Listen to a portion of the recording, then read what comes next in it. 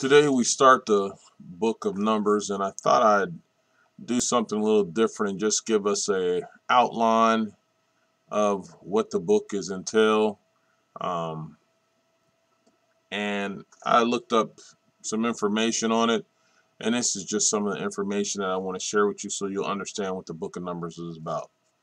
The book of Numbers relates to the story of Israel's journey from Mount Sinai to the plains of Moab on the border of Canaan. Much of its legislation for people and priests is similar to that in Exodus, Leviticus, and Deuteronomy.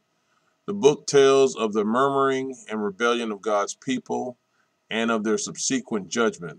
Those whom God had redeemed from slavery in Egypt and with whom he had made a covenant at Mount Sinai responded not with faith, gratitude, and obedience, but with unbelief, ingratitude, and repeated acts of rebellion, which came to extreme expression in their refusal to undertake the conquest of Canaan. And you can see that, we'll see that in chapter 14.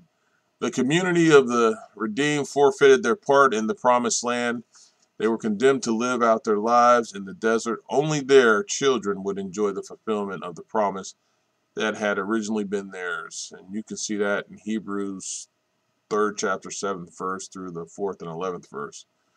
If you look at what it teaches in telling the story of Israel's desert wanderings, Numbers offers much that is theologically significant. During the first year after Israel's deliverance from Egypt, the nation entered into covenant with the Lord at Sinai to be the people of his kingdom, among whom he pitched his royal tent, the tabernacle. This is the story of Exodus. As the account of Numbers begins, the Lord organizes Israel into a military camp. Leaving Sinai, they march forth as his conquering army, with the Lord at the head to establish his kingdom in the promised land in the midst of the nations. The book graphically portrays Israel's identity as the Lord's redeemed covenant people and its vocation as the servant people of God, charged with establishing his kingdom on earth. God's purpose in history is implicitly disclosed to invade the arena of fallen humanity and effect the redemption of his creation, the mission in which his people are also to be totally engaged, as we all are. Numbers also presents the chastening wrath of God against the disobedient people, and God has the right to chastise us and put us on the right path. Because of their rebellion and especially the nation's refusal to undertake the conquest of Canaan, Israel was in breach of the covenant. The fourth book of the Pentateuch presents a sobering reality. The God who had entered into covenant with Abraham, as you saw in Genesis 15, who had delivered his people from bondage in the Exodus 14 through 15, who had brought Israel into covenant with himself as his treasured possession. That's Exodus 19, especially the 5th verse. And who had revealed his holiness and the gracious means of approaching him. Leviticus 1 through 7. Was also a God of wrath. His wrath extended to his errant children as well as to the enemy nations of Egypt and Canaan. Even Moses, the great prophet and servant of the Lord, was not exempt from God's wrath when he disobeyed God in chapter 20, which records his error, begins with notice of Miriam's death in 20, verse 1, and concludes with the record of Aaron's death in the same chapter, verses 22 through 29. Here is the passing of the old guard. Those whom God has used to establish the nation are dying before the nation has come into its own. The question arises, is God finished with the nation as a whole? Are the promises of things of the past, and one of the most remarkable sections of the Bible, the account of Balaam, the pagan diviner, chapters 22 through 24. The reply is given. The Lord, working in a providential and direct way, proclaims his continued, let me repeat that, proclaims his continued faithfulness to his purpose for his people despite their unfaithfulness to him. Balaam is Moab's answer to Moses. The man of God, he is an internationally known prophet who shares the pagan belief that the God of Israel is like any other deity who might be manipulated by acts of magic or sorcery.